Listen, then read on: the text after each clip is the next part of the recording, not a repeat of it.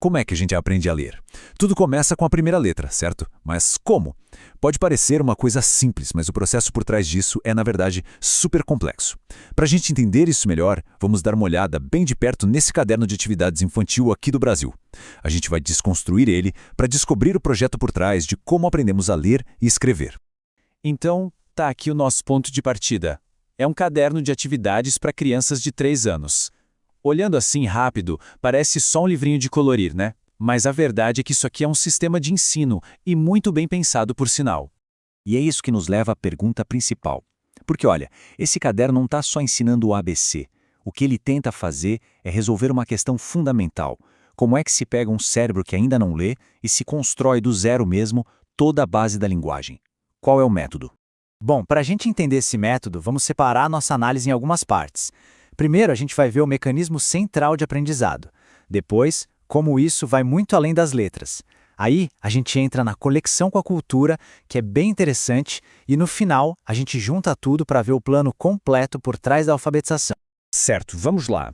Primeira parte, o método central. Basicamente, tudo aqui gira em torno de duas ideias muito fortes: associação e repetição. E olha só como começa a primeira lição. O ensino não joga a letra A do nada, sabes? Ele começa com uma coisa bem concreta. A imagem de um abacaxi. A primeira ligação que se faz é essa, super simples. A criança vê a fruta e ouve a palavra abacaxi. Agora, o pulo do gato está aqui, na segunda conexão. A escolha da palavra abacaxi não é por acaso. Ela foi escolhida porque começa com aquele som bem claro, A, e o livro na hora já conecta esse som com o desenho, com a forma da letra A. É como se criasse uma ponte entre algo que a criança pode ver, o abacaxi, e algo abstrato, que é a letra. Mas não para por aí, claro. O passo seguinte é reforçar essa ideia. É como se o caderno dissesse para a criança: ok, entendeu o som A de abacaxi? Legal. Agora vamos achar esse mesmo som em outras coisas. Aí aparecem a abelha, o anel, a árvore. Cada vez que a criança acerta, essa conexão no cérebro fica mais forte. E esse padrão, essa lógica, é a espinha dorsal do livro inteiro. A gente vê a mesma coisa acontecendo com a letra E, por exemplo. A imagem do elefante se conecta ao som E e à forma da letra.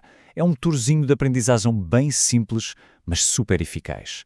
Apresenta, associa e repete. Só que, se fosse só isso, talvez ficasse meio repetitivo, né?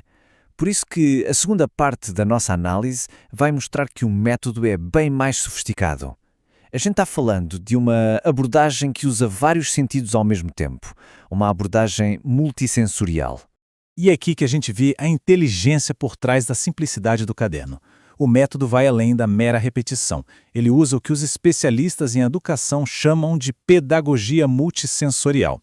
Basicamente, é a técnica de ensinar envolvendo vários sentidos de uma só vez. Vamos pegar o exercício da aranha como um exemplo perfeito disso. Não é só sobre a letra A.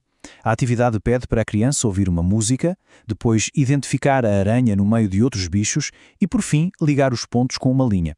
Olha que legal!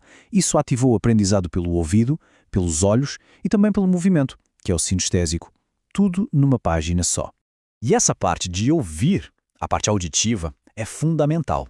A lição toda está ligada a uma música infantil que todo mundo no Brasil conhece.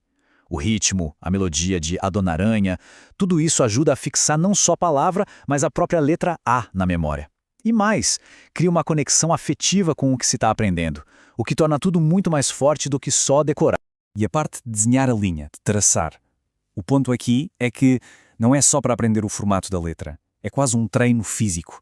Sabe? Essas atividades de seguir um pontilhado ajudam a desenvolver o que a gente chama de coordenação motora fina. São aqueles músculos pequenininhos da mão que são essenciais para a gente conseguir escrever depois.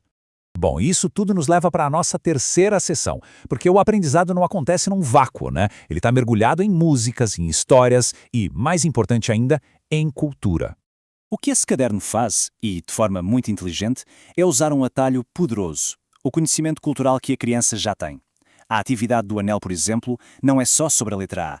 Ela remete direto àquela cantiga de roda, Ciranda, Cirandinha. A mesma coisa com a máscara de índio, não é só sobre a letra I. Ela se conecta com todo um universo de músicas e brincadeiras que já fazem parte do dia-a-dia da criança. Para dar um exemplo bem concreto, a atividade do índio tem uma ligação direta com uma música super famosa da Xuxa, que é um ícone para muitas gerações de crianças no Brasil. Usando essas referências, o caderno consegue transformar uma lição numa brincadeira que é familiar, que é divertida.